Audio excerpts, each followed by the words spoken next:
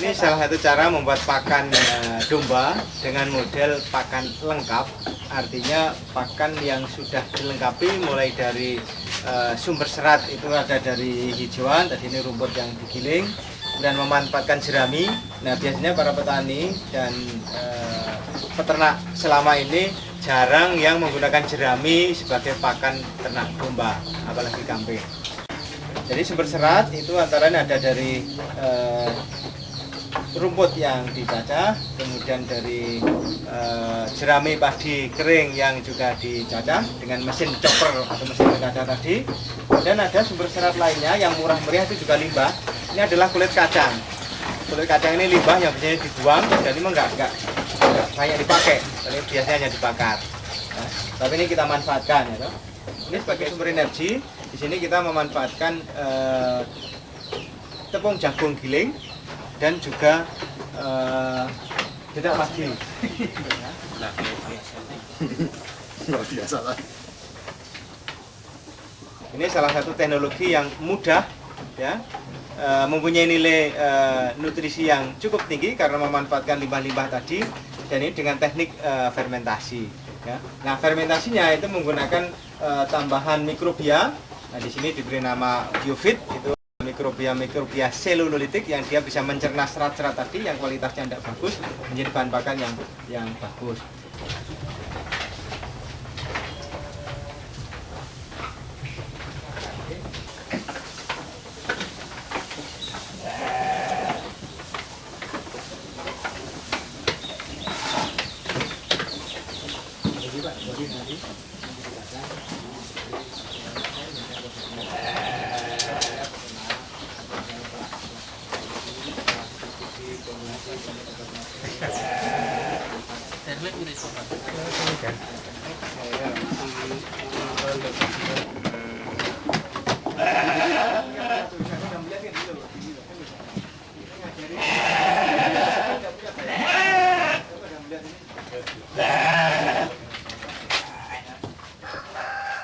Untuk kaitannya dengan ternak ini, sebelumnya saya itu kan peternak tradisional.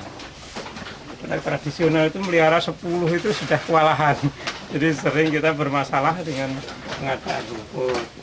Nah, setelah perjalanan waktu, coba belajar sana kemari juga belum menemukan. Jadi ketemu dari salah satu dosen Fakultas Peternakan itu yang di situ membimbing dari Ormas Islam yang dia posisinya sebagai pendamping di MPM, ya. Nah, disitulah saya akhirnya diajari cara produksi pakan yang sistem fermentasi. Pertumbuhan berat badan itu rata-rata per ekor itu dengan cara seperti ini itu bisa meningkat 5-7 kilo per bulan. Padahal perhitungan saya pada saat dulu dengan saya sistem tradisional itu untuk menaikkan 2 kilo itu rasanya sudah kayaknya nggak pernah gitu. Jadi menarik lagi itu akhirnya di lingkungan kandang atau tidak mengganggu masyarakat karena kotorannya itu jadi nggak menyengat, nggak bau. Itu salah satu manfaat dari teknik fermentasi. Karena dengan teknik fermentasi itu menyebabkan nutrien yang ada di dalam bahan pakan dan pakan itu menjadi lebih siap dikonsumsi, dicerna dan diserap oleh saluran pencernaan pada ternak domba ini sehingga efisiensinya relatif tinggi. Akhirnya yang keluar di dalam bentuk feses atau urin atau air kencingnya itu tidak banyak nutrien seperti amonia atau yang lain, ya, terutama amonia itu tidak banyak.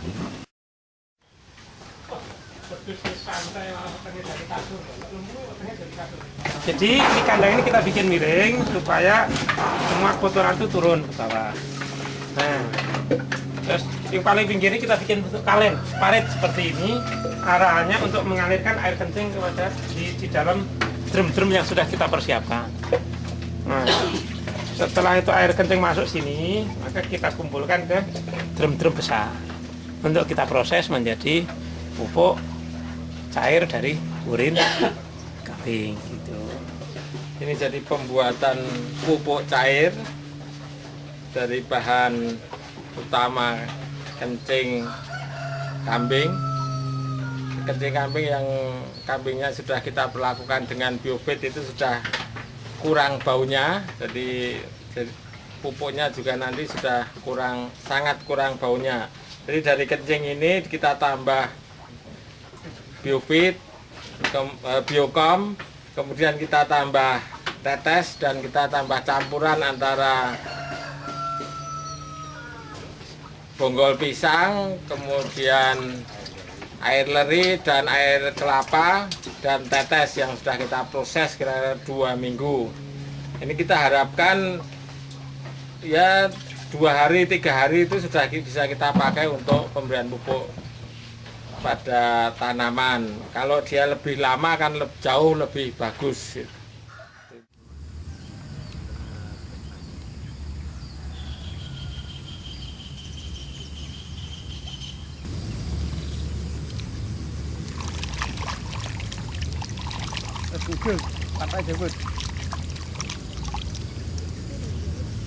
Bibit yang ditanam itu umurnya sekitar 7 hari sampai 12 hari. Tanaman padi ini ditanam dengan model penanaman sistem legowo. Legowo itu legowo baris, yaitu dengan jarak tanam 20, kemudian 40, 20, 40. Jadi legowonya hanya legowo 2. Karena kalau kita tanam dengan model ini, itu dengan harapan bahwa jumlah rumpun yang akan ada di sini itu jauh lebih banyak. Karena dengan jarak tanam tadi kita tanam mundurnya itu hanya antara 10 sampai dengan 15 cm.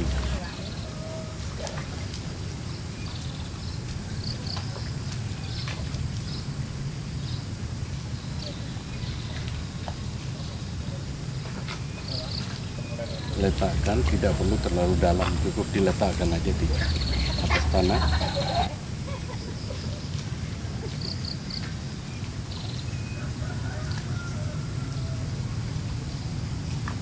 Lokasi ini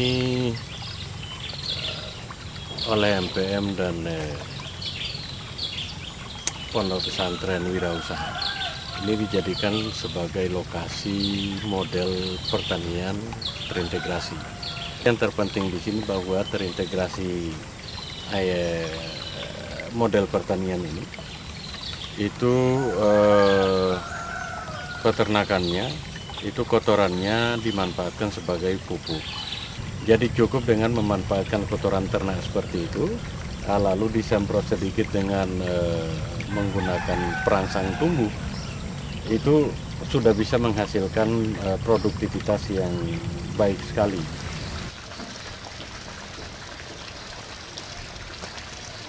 Pada usia sekitar 7 hari ini telah menggunakan kotoran ternak, kemudian disemprot tanahnya dengan menggunakan pupuk kocor. Pembuatan pupuk kocor ini juga dengan memanfaatkan limbah pasar seperti buah-buahan yang sudah mulai membusuk. Nah, buah-buahan ini semua buah itu bisa dimanfaatkan untuk membuat mikroorganisme pengurai.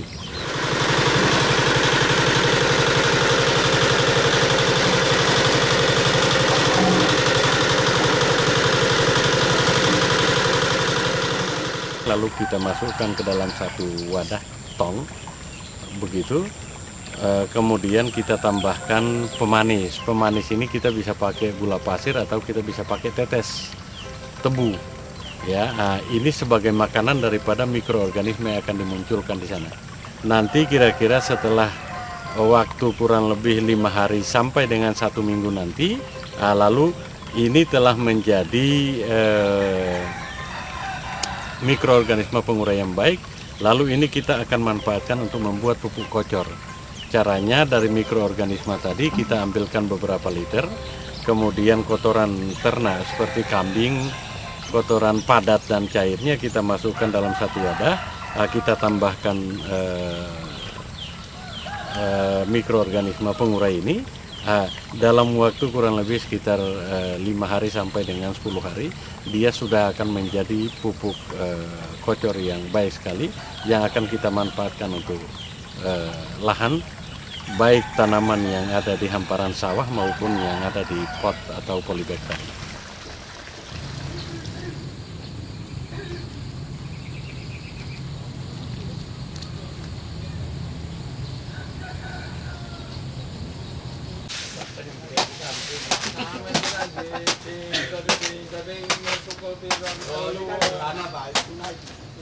Untuk membuat media cacing itu bahannya antara lain satu adalah kotoran lembu atau teletong bahasa Jawanya, terus satu ember, kemudian ditambah ini grajen, bahan grajen yang paling bagus adalah grajen sengon. Mengapa harus pakai grajen sengon? Sebab grajen sengon itu ringan dan lunak. Nah, yang ketiga adalah cacahan atau cacahan jebok pohon pisang. Nah, mengapa pakai ini? Karena ini bisa menyerap racun. Kemudian bahan ini kandungan airnya cukup banyak dan sangat disenangi oleh cacing. Ya. Oke.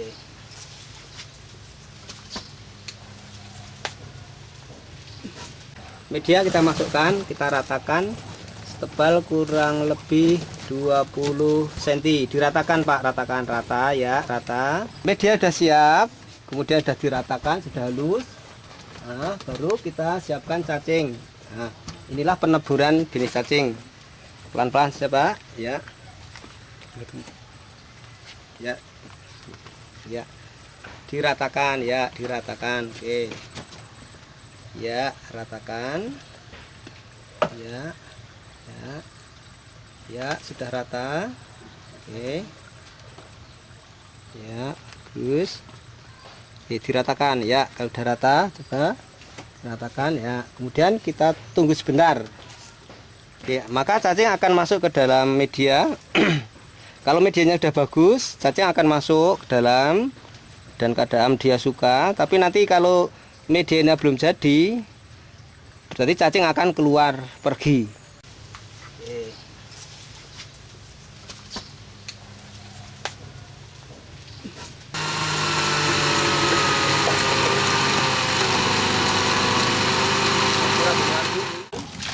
Jus melon atau buah-buah yang telah upkill dari limbah ternak kambing, kemudian lembu, kemudian kita jus sama buah-buah yang afkir, tambah ampas tahu, kita jadikan makanan ke media cacing tersebut. Kotoran lembu kita masukkan ya, tuangkan 10 cc. Oke, tuangkan Pak ya. Terus kemudian Ditambah ampas tahu 1 liter. Terus diaduk. Nah, kemudian diaduk, masukkan dalam drum. Ya, pelan-pelan masukkan dalam drum. Pelotok, terus kemudian ditutup rapat. Ya. Ya, ditutup rapat. Ditunggu sampai 1 malam. Ini makanannya cacing, kita tuangkan pada sela-sela atau got-got kecil itu, terus merata ya, merata ya, cukup. Terus sampingnya lagi Pak, sampingnya, iya, terus sepanjang rak ini terus. Nah, udah. Kalau sudah, stop, dibalik Pak. Nah, oke, media kita balik untuk menutupkan makanan agar makanan tidak dimakan semut. Nah, ini cara memanen cacing yang bagus. Ini kita ambil ya. Ya, cukup dulu. Oke, siap. Stop dulu, Mas. Stop. Ya. Oke, ya. Ya, biar seperti gunung. Nah, inilah cacingnya ya. Cara manennya diginikan dulu ya. Yang penting cacing tidak stres. Nah, ini kan bagus. Nah, ini kebetulan cacingnya pertumbuhannya sangat luar biasa, ini sangat cepat dan gemuk-gemuk sekali. Telurnya pun banyak ini. Nah, kemudian hasil daripada cacing itu antara lain akan menghasilkan cacingnya sendiri. Nah, guna cacing itu antara lain nanti akan kita gunakan untuk makan ikan, kemudian untuk makan pembuatan konsentrat untuk makan ternak, itik, bebek, ayam dan sebagainya. Nah, kemudian dari kotoran cacingnya itu, casting namanya, akan kita gunakan untuk penanaman padi organik, kemudian sayur-sayuran akan lebih bagus sekali untuk sayur-sayuran.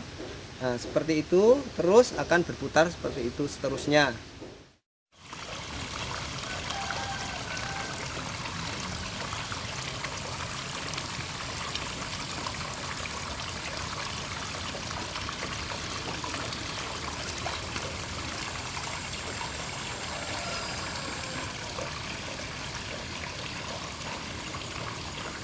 Inti daripada pakan ikan itu adalah variasi jenis makanan dengan kandungan nutrisi yang berbeda. Tidak hanya protein tok yang dia butuhkan, tapi dia butuh karbohidrat, dia butuh macam-macam. Kita memanfaatkan sampah. Sampahnya apa? Sampah pasar misalnya. Di sana kita masih punya banyak bahan organik yang terbuang percuma begitu aja, terutama sayuran. Nah, setelah ini kita ambil, kemudian kita giling kalau punya mesin penggiling. Kalau nggak punya, silahkan ditumbuk saja boleh, ya. Nah, setelah itu kita fermentasi. Tapi akan jauh lebih bagus lagi kalau kita mau menambah dia dengan memanfaatkan sampah rumah makan, restoran atau rumah sakit dan lain sebagainya, yang pasti sampah organik. Artinya sisa-sisa makanan. Di sana ada tulang ikan, ada kepala ikan, ada sisa sayur, ada sisa nasi, ada sisa yang sudah dibumbuin. Ayo. Warnanya asam banget itu ada anu kayak merah. Oh iya, Patah. Yang jantan kanannya merah nih, ini merah. Ini pinat-pinat. Ya, jadi intinya kalau menurut saya itu ada di pakan. Memberikan pakan dengan variasi gizi yang baik, itulah proses pembesaran ikan yang bagus, mulai dari yang paling kecil.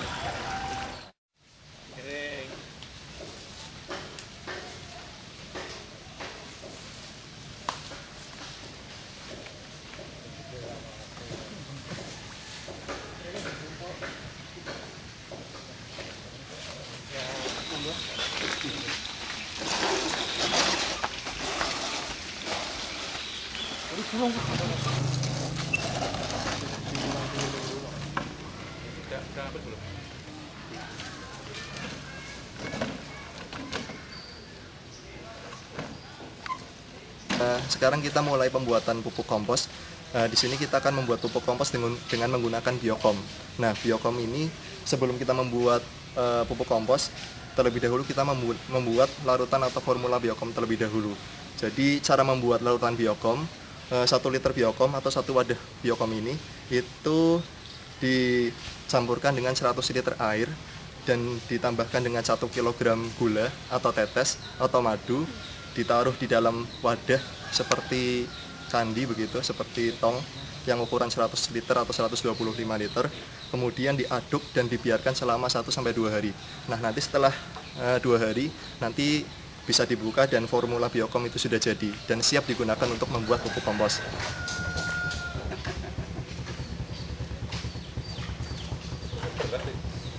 Ini beras kok. Oh, beras.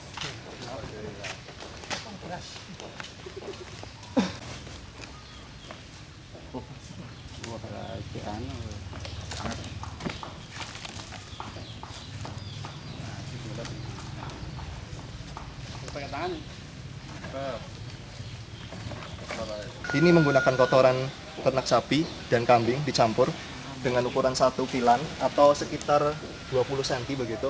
Kemudian ditambahkan, di atasnya ditambahkan jerami. Jerami ditumbuk-tumbuk. Jerami diratakan. Kemudian ditambahkan abu.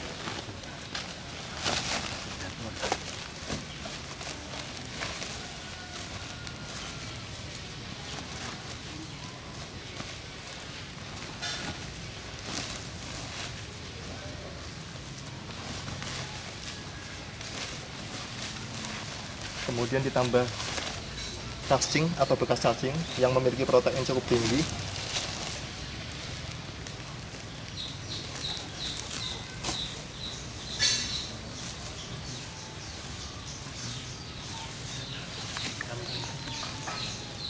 kemudian ditambahkan gergajan, serbuk gergaji atau gerajan bahasa Jawanya. Ya, merata, kemudian ditambahkan kalsit atau kapur di atasnya.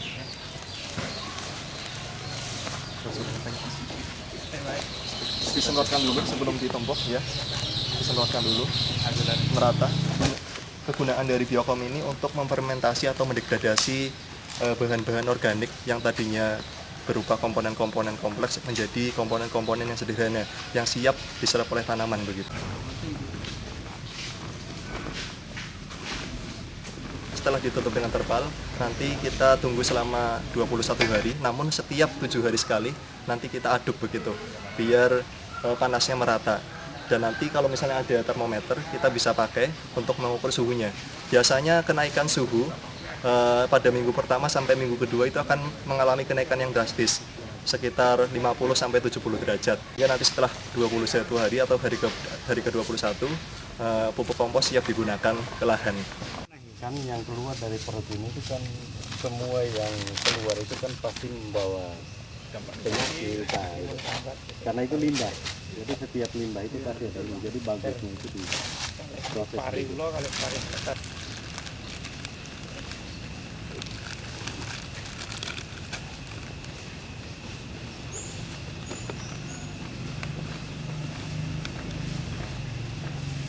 Kalau dari urin ternak itu nyiraman langsung. Plankton saya encerin, tak kasih di pakannya. Iya. Kalau mulsa organiknya angel. Iya. Cuma ya luar biasanya itu pakan yang harusnya 4 bulan dimakan 2 bulan.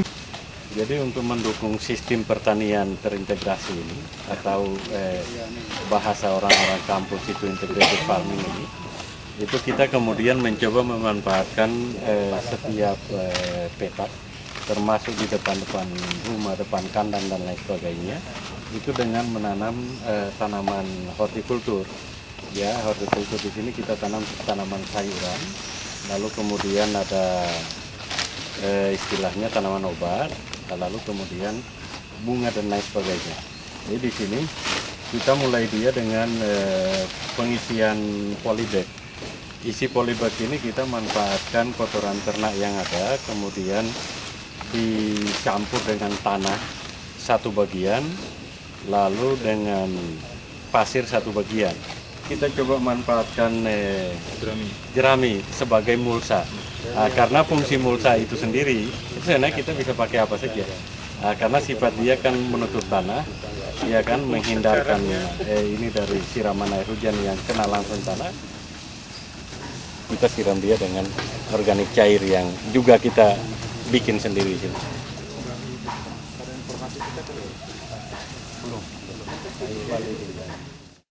Memang sampai hari ini MP Muhammadiyah berpikir bahwa bagaimana petani Indonesia itu di atas kaki mereka sendiri, itu tidak tergantung kepada korporasi-korporasi besar seperti pupuk-pupuk sintetis yang dihasilkan oleh perusahaan-perusahaan besar itu, tapi mereka mampu itu berkegiatan usaha tani dengan memanfaatkan apa-apa yang ada di sekitar mereka.